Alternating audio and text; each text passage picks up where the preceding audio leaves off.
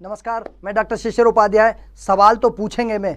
आज हम साधना न्यूज़ जिस मुद्दे पर चर्चा करना चाहता है वह दमोह के चुनाव हैं। पूरे देश में चुनावी माहौल चल रहा है। बंगाल में चल रहा है, असम में चल रहा है, पांडिचेरी में चल रहा है, केरल में चल रहा है, मध्य प्रदेश में दमोह में भी उपचुनाव हैं। ये उपचुनाव क्यों हुए थे? जब सत्ता कांग्रेस की थी उस समय बहुत सारे कांग्रेस छोड़ के भाजपा में शामिल हुए थे और दमोह के भी जिन्होंने वहाँ के दिग्गज 15 साल मध्य प्रदेश के वित्त मंत्री रहे जयंत मलैया जी को हराया था राहुल सिंह जी। वो राहुल सिंह जी अब भाजपा में आ गए हैं और अब उनके सत्ता बदल जाने के कारण, इस्तीफा दे देने के कारण वहाँ उपचुनाव हो रहे हैं। चुनाव में क्या होगा, ऊंट किस करवट बैठेगा, क्या परिस्थिति बनेगी, क्या जयंत मलैया को मना पाएंगे, क्या वहाँ की स्थिति को सुधार पाएंगे, इस पर हम चर्चा करेंगे। पहले एक छोटी सी रिपोर्ट दिखाते हैं, फिर आगे बढ़ेंगे।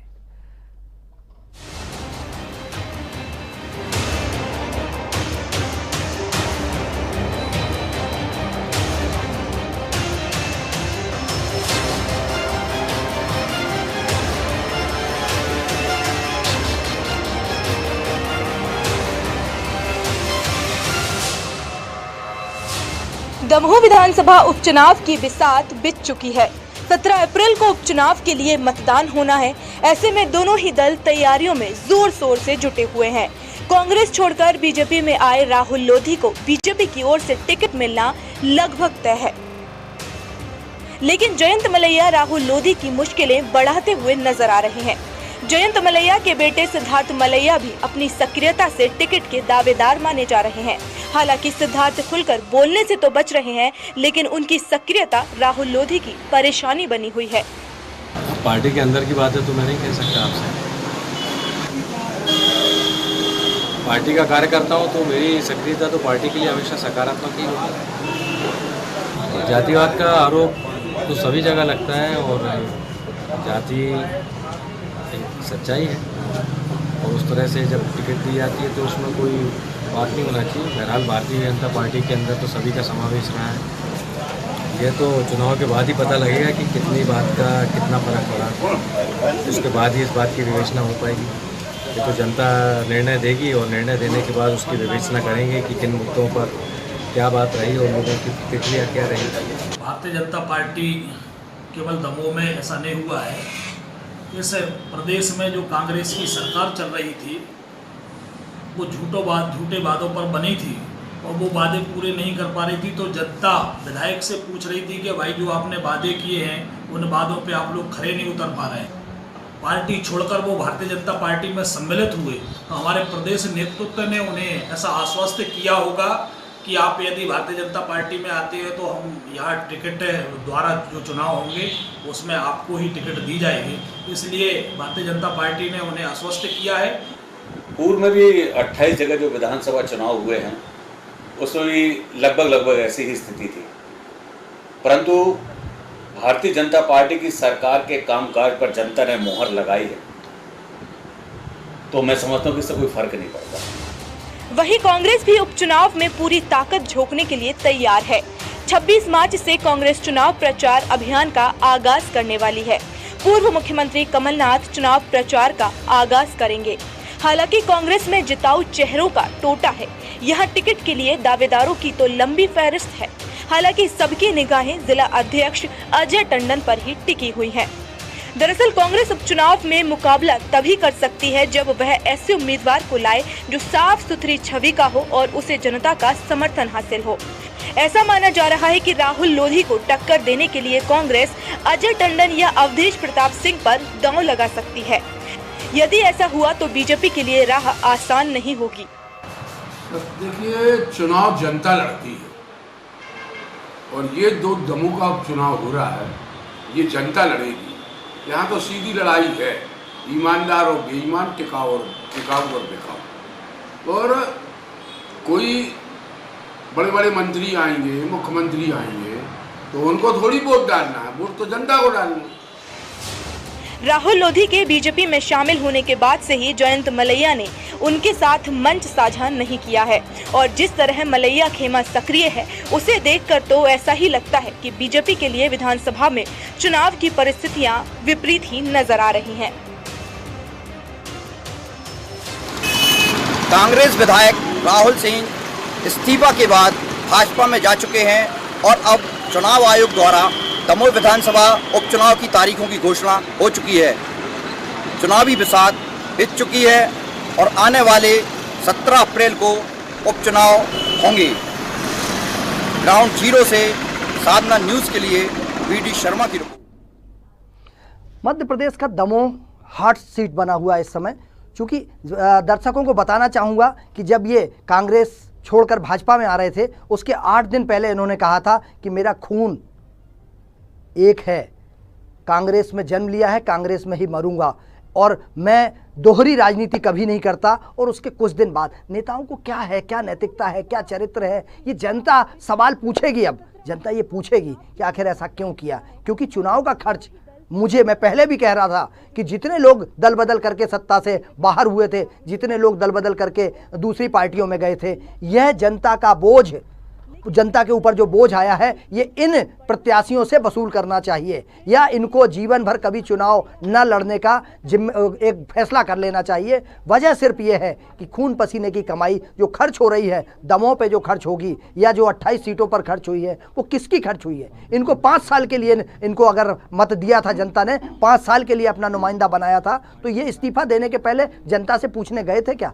इसी मुद्दे पर चर्चा होगी। हमारे साथ भारतीय जनता पार्टी के प्रतिनिधि के रूप में इस मुद्दे पर चर्चा करने के लिए अनिल बुलचंदानी जी हैं, हम उनका स्वागत करते हैं। हमारे साथ कांग्रेस के प्रवक्ता के रूप में दुर्गेश शर्मा जी हैं, हम उनका स्वागत करते हैं। और वरिष्ठ पत्रकार, समीक्षक, समालोचक नितिन दुबे जी हैं, हम उनका स्वागत करते हैं। नितिन जी, आपको क्या लगता है कि ये जो चुनाव हो रहे हैं ये किसकी गलती, उस जनता की गलती है कि उसने गलत आदमी को चुन लिया? क्योंकि पंजे पर उसको जिताया था और वो भाजपा की तरफ से रिजाइन करके भाजपा से चुनाव लड़ रहा है। देखिए ये आज भारत की जनता के सामने बहुत बड़ा सवाल खड़ा है कि लोकतंत्र में भारत की जनता और दूसरे देश कैसे आस्था व्यक्त करेंगे। अगर मान लीजिए कोई व्यक्ति मजबूत है और अगर उसे उस दल में टिकट नहीं मिल रहा है, वो दूसरे दल में आके टिकट लेता है, तो स्वाभाविक है कि हमारा लोकतंत्र कमजोर हो रहा है। जनता की आवाज़ तो किसी भी दल में रहकर उठाई जा सकती है, जनता की को सुविधा तो किसी भी दल में रहकर दी जा सकती है। समाज की सेवा के लिए, पीड़ित की सेवा के लिए किसी दल, भाजपा या कांग्रेस की आवश्यकता नहीं है। इससे साफ जाहिर होता है कि नेता जो लोग हैं वो अपनी इच्छाओं की पूर्ति करने के लिए सतत प्रयास कर रहे हैं। खबरें बहुत हैं कि सिंधिया जी इतना बड़ा कुनबा लेके कांग्रेस में कैसे शामिल हो गए। जो सिंधिया जी कहते थे कि कांग्रेस मेरी माँ है, कांग्रेस मेरा पिता है, यहीं मरूंगा यहीं जीऊंगा, अब मौत आने से पहले ही आप बीच में से बिस्तर छोड़ के भाग गए, है ना। तो आपकी जो विश्वसनीयता है, मेरा कहने का ये मतलब है कि जो राजनीतिक दल हैं और जो राजनीतिक दलों में जो दौलत कमाने वाले लोग आ गए हैं, वो भारत के लोकतंत्र की छवि धूमिल करते हैं। अब अपन मुद्दे पे आते हैं, इस डिस्कशन पे कि आखिर दमोह में होना क्या है। देखिए, जयंत मलैया दमोह के नहीं, मध्य प्रदेश में भी वरिष्ठ नेताओं की गिनती में है, 6 बार के विधायक हैं वो। दूसरा कि अगर मान लीजिए लोधी को टिकट मिलता है, जो कांग्रेस से भाजपा में गए हैं, तो कहीं ना कहीं विश्वसनीयता, जो कार्यकर्ता आपकी दरी चादर बिछाता है, उसकी विश्वसनीयता खंडित होती है, क्योंकि लाइन में वो भी लगा है। लेकिन लाइन में लगने के बाद कोई दूसरा हाईजैक कर जाएगा तो स्वाभाविक है कि उसकी जो भावनाएं, उसकी जो आस्था है वो पीड़ित होगी, वो खंडित होगी। तो कहीं ना कहीं ये बहुत बड़ा सवाल है। और जैसी जानकारी मिल रही है कि बुधवार को जो है जयंत मलैया जी पूरे 2 बजे रात तक भारतीय जनता पार्टी के नेताओं के संपर्क में रहे, फिर वो दिल्ली निकल गए, वहाँ संपर्क किया। उनके बेटे ने देर रात 2 बजे रात तक मीटिंग की, जयंत मलैया के बेटे ने। उसके बाद जो है फिर कांग्रेस ने भी अपने 2 लोग जो है वहाँ छोड़े हैं, ब्रजेंद्र राठौड़ जी और रवि जोशी जी, कि आप जाइए किसी भी तरह समीकरण को बनाइए, क्योंकि वहाँ जाति समीकरण भी बहुत मायने रखता है। तो कांग्रेस की जो नज़र है वो अवधेश लोधी के ऊपर भी है। अजय टंडन जो है वहाँ के जिलाध्यक्ष, उन पर तो है, लेकिन कांग्रेस जातिगत समीकरण भी वहाँ सेट करना चाहती है। बिल्कुल नितिन जी, मैं बुलचंदानी जी के पास आ रहा हूँ। बुलचंदानी जी, क्या लगता है आपको कि आप कांग्रेस मुक्त की बात कर रहे थे, भाजपा तो कांग्रेस युक्त होती चली जा रही है। आप दमोह में जयंत मलैया जी, चलिए 6 बार के विधायक हैं, उनके बाद कोई और दूसरा भाजपा का कार्यकर्ता नहीं मिला, कांग्रेस से आपने आयतित किया और उसको चुनाव लड़ाने की स्थिति में आ गए, ऐसा क्यों? डॉक्टर साहब, आपने अगर राहुल लोधी का भारतीय जनता पार्टी में प्रवेश की स्थिति आपने देखी हो जी। तो जिस समय कांग्रेस के नेता कमलनाथ जी और सरकार, कांग्रेस सरकार की नीतियों से त्रस्त हो चुके थे जी। मध्य प्रदेश में विकास के नाम पर आई हुई कांग्रेस जिस समय मध्य प्रदेश के विनाश का कारण बन रही थी, तो कांग्रेस के कार्यकर्ता, वो विधायक जो नेता चुने गए थे, जिनने जनता से समर्थन मांगकर, वोट मांगकर सत्ता में आए थे, उन्हें कमलनाथ जी के बंगले से एक ही आवाज मिलती थी, चलो चलो चलो। केवल छिंदवाड़ा की बात होगी, छिंदवाड़ा के विकास की बात करनी है तो कांग्रेस में रहो। तो जिस समय कांग्रेस के विधायक कांग्रेस से त्रस्त होकर कमलनाथ के कपट से दुखी हो गए थे, तब कांग्रेसियों ने सोचा कि विकास की राजनीति करनी है और राष्ट्रवाद को मजबूत करना है। मध्य प्रदेश की जनता के आंसू पोंछने हैं, ना कि कमलनाथ का और दिग्विजय सिंह जी का पेट भरना है। दिग्विजय सिंह जी का पुत्र मोह और कमलनाथ जी का अभिमान कांग्रेस के पतन का कारण बना। कोई कांग्रेसी नेता इस पूरे पतन के कारण के लिए भारतीय जनता पार्टी को दोषी नहीं ठहरा सकता। रही बात दमोह की, मलैया परिवार को भारतीय जनता पार्टी ने आज तक जितना सम्मान दिया है उन्हें बहुत अच्छे से एहसास है, और राजनीति में किसी को भी अपने राजनीतिक साथियों मित्रों के साथ मिलना और किसी के साथ मीटिंग करने के लिए मनाही बिल्कुल नहीं है। परंतु जहां तक मलैया परिवार का दमोह के लिए जो योगदान है, उनको जो पार्टी ने मान सम्मान दिया है, वो भली भांति जानते हैं वो पार्टी के विरुद्ध ऐसा कोई काम नहीं करेंगे। जो संगठन निर्णय लेगा मध्य प्रदेश की जनता की सेवा के लिए, भारतीय जनता पार्टी किसी परिवार की सेवा के लिए नहीं जी। इसलिए दिग्विजय सिंह जी का पुत्र मोह और कमलनाथ जी का कपट किसानों को ऋण माफ कर देंगे। जिस तरीके से धर्मचंदानी जी बिल्कुल सही है, आप कह रहे हैं वो कभी वो नहीं करेंगे, लेकिन ये कब तक चलेगा? आप कांग्रेस के लाल आके भाजपा के लोगों की उपेक्षा क्यों हो रही है? आपको उम्मीद है कि एक दिन भाजपा अध्यक्ष जो है, प्रदेश अध्यक्ष, हो सकता है कांग्रेस से लाके आप बना दें, जैसी गति चल रही है पिछले 15 सालों में? नहीं, अगर जिसको राष्ट्रवाद की बात करनी है जी, जिनको विकास की बात करनी है, उनके लिए भारतीय जनता पार्टी के रास्ते खुले हुए हैं। 40 साल से भाजपा के कार्यकर्ता क्या कर रहे हैं? उनको क्यों नहीं मौका मिलता? आपको क्यों नहीं मौका मिलता? दमोह में और कोई राष्ट्रवादी नहीं था क्या? नहीं, राष्ट्रवादी विचारधारा के साथ आपकी क्षेत्र की जनता में आपकी पकड़ हो, आप जमीनी नेता हो, आपको जनता पसंद करे, और भारतीय जनता पार्टी जी, कांग्रेस के नेता भी जो आते हैं तो कांग्रेस के नेताओं को भी पहले भारतीय जनता पार्टी की भाजपा का टैग लगा और पवित्र हो गए। नीति समझाई जाती है और भाजपा की नीति को अपनाएगा, उसी को कांग्रेस के चलिए दुर्गेश जी, भारतीय जनता पार्टी जवाब दीजिए आप नितिन जी और अनिल जी की बात का। सबसे पहले तो आपको और नितिन भाई को साधुवाद दूंगा, आज आपने उस विषय पर चर्चा, उस विषय को प्रारंभ किया जो आज देश के लिए सबसे बड़ा सवाल है कि क्या देश के अंदर इस तरह की लोकतांत्रिक व्यवस्था स्थापित होगी जो आज भाजपा कर रही है? क्या जब देश आज़ादी के बाद अंबेडकर जी ने जो संविधान बनाया था उसमें उपचुनाव इसलिए रखा था कि यदि कोई चुना हुआ प्रत्याशी किसी कारण हमारे बीच में नहीं रहता, यदि उसकी मृत्यु हो जाती है तो उस जगह पे चुनाव कराया जाए। ये बात सही है कि उसमें ये ऑप्शन नहीं है, पर ये सोच के रखा गया था कि किसी कारण एक सीट, दो सीट खाली हो जाती है तो वहाँ चुनाव करा लिया जाए। पर इस उपचुनाव की जो एक सुविधा कह लो या जो एक संविधान की एक खूबसूरती है, उसका दुरुपयोग करने के लिए भारतीय जनता पार्टी ने एक नया रास्ता अपनाया और हम देख रहे हैं केवल मध्य प्रदेश ही नहीं, देश में विभिन्न प्रांतों में ये अन्य दलों की कमजोर शाखाओं को तोड़ के उनकी बैसाखी पर अपना एक साम्राज्य स्थापित करना चाहते हैं। पर भाजपा हमेशा भूल जाती है कि सोच और विचारधारा मिनटों में नहीं बदलती।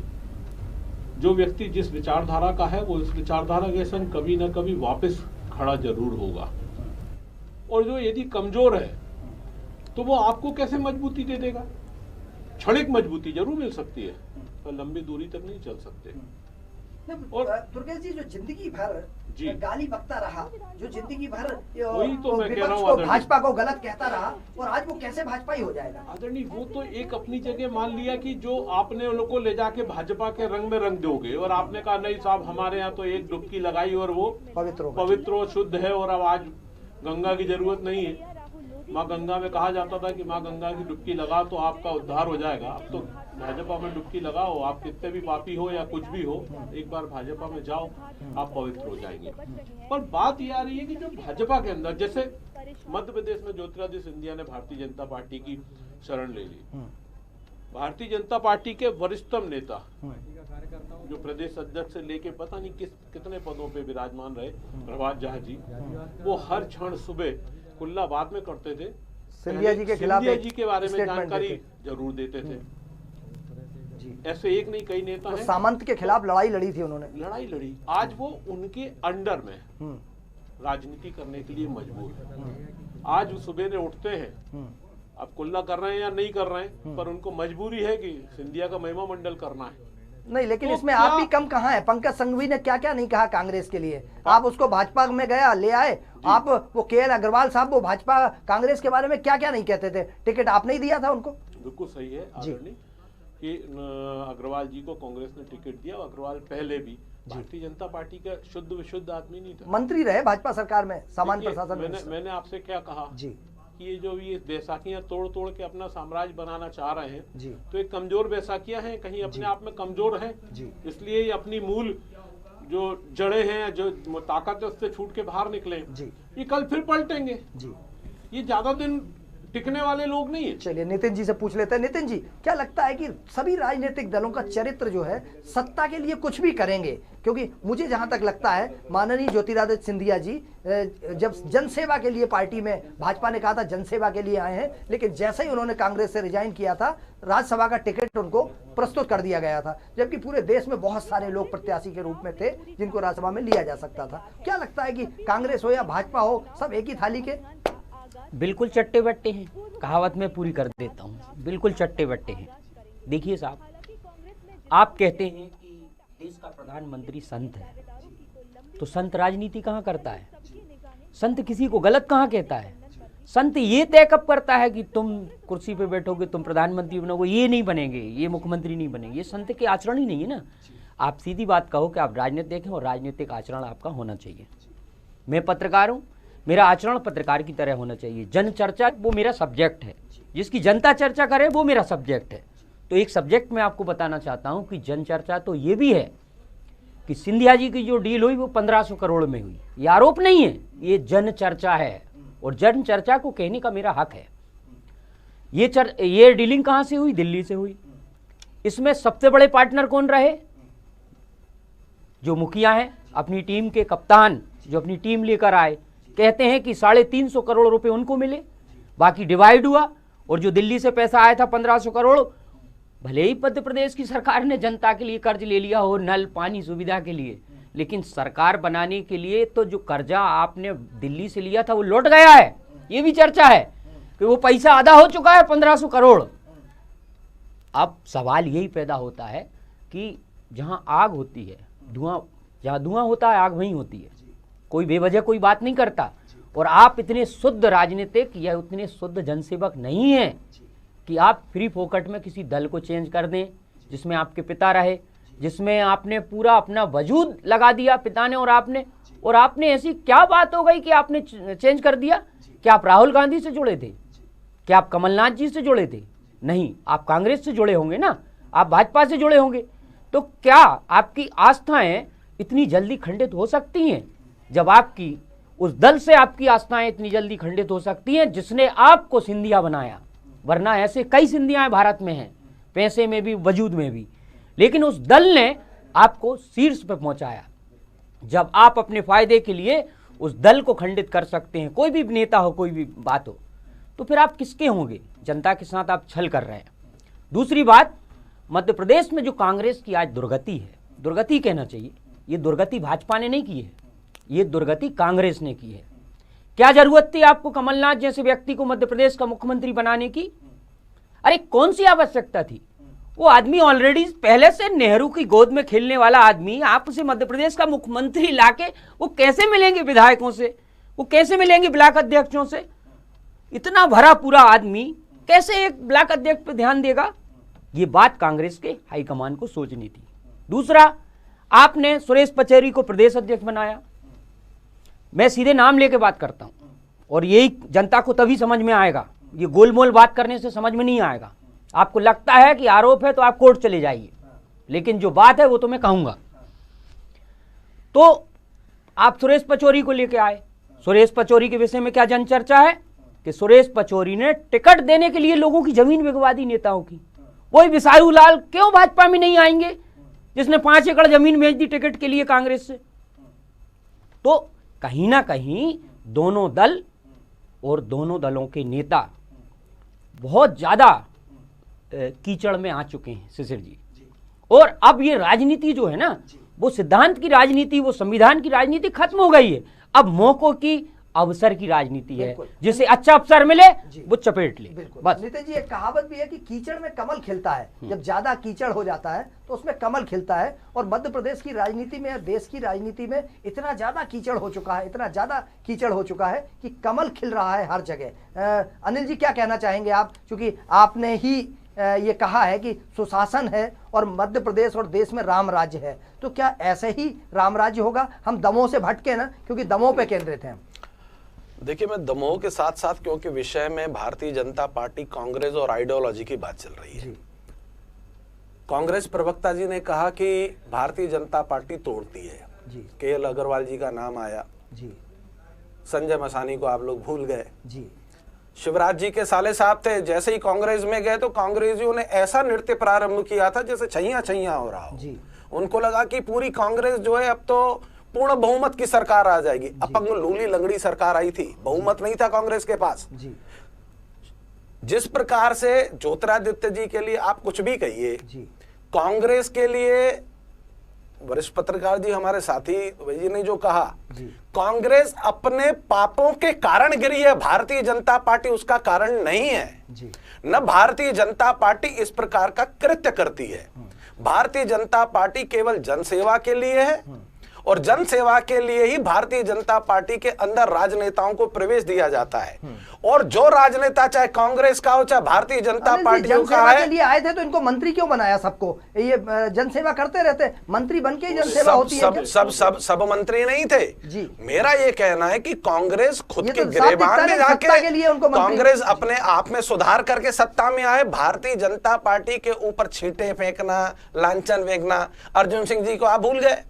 3 सरकारें जी उनकी जो चलती थी उस समय उठाकर भंग कर दी, राष्ट्रपति शासन लगा दिया। कांग्रेस अपने पुराने इतिहास को आईने में देखे और पढ़े। कांग्रेसी नेताओं को इस प्रकार का प्रशिक्षण पहले देना चाहिए कि आप अपना इतिहास पढ़िए पूरा। कांग्रेसियों ने इस देश के साथ 1947 के बाद से लेकर आज तारीख तक जो कपट किया है वो कपट का इतिहास है। मैं नहीं कह रहा हूं, पूरे देश के कोने कोने में बात होती है, कांग्रेस को कोई हरा सकता है तो कांग्रेस ही हरा सकता है। कांग्रेस के अंदर उनके जयचंद इतने बैठे हुए हैं कि कांग्रेस को उभरने नहीं देंगे। जनता ने तो आपको हराया था, जनता ने तो आपको हराया था। हमें कब हराया था जी? न 19 के चुनाव में जनता ने आपको हराया नहीं, था। नहीं, न समर्थन जनता ने भारतीय जनता पार्टी को दिया था, न कांग्रेस को दिया था। दोनों के पास बहुमत नहीं था। जनता ने अपने मत के माध्यम से भारतीय जनता पार्टी की, हमारी सरकार को यह अंदेशा दिया था कि आपको आपके अभिमान के कारण या आपके कुछ मंत्रियों के कारण, आपकी कार्यशैली के कारण आपको अपने आप में परिवर्तन लाना पड़ेगा। जनता ने आईना दिखाने की कोशिश की थी और भारतीय जनता पार्टी के संगठन ने उस आईने को देखकर उसमें परिवर्तन लाने की कोशिश की। और जब भारतीय जनता पार्टी का संगठन और कार्यकर्ताओं ने बैठकर पूरा एनालिसिस किया, उसके बाद हमें समझ में आया कि चूक कहां हुई। और उस चूक के बाद अब भारतीय जनता पार्टी की जब सरकार आई, हम विकास के राजनीति पे हैं, जनता के मार्ग सेवा में है। और जिस प्रकार से नरेंद्र मोदी जी के नेतृत्व में कोरोना काल में भी भारतीय जनता पार्टी के कार्यकर्ताओं ने जनता की सेवा की, हम लोगों ने जनता का विश्वास हासिल किया है और उसी विश्वास की बदौलत कांग्रेस के नेता भारतीय जनता पार्टी में आए हैं। बिल्कुल बिल्कुल बिल्कुल। अनिल जी, चूंकि हमें कुछ तकनीकी समस्या के कारण अभी विराम लेना पड़ेगा, हम जैसे ही ये व्यवस्था सुधरती है फिर हाजिर होंगे। अभी हमें एक छोटा सा विराम लेना पड़ेगा।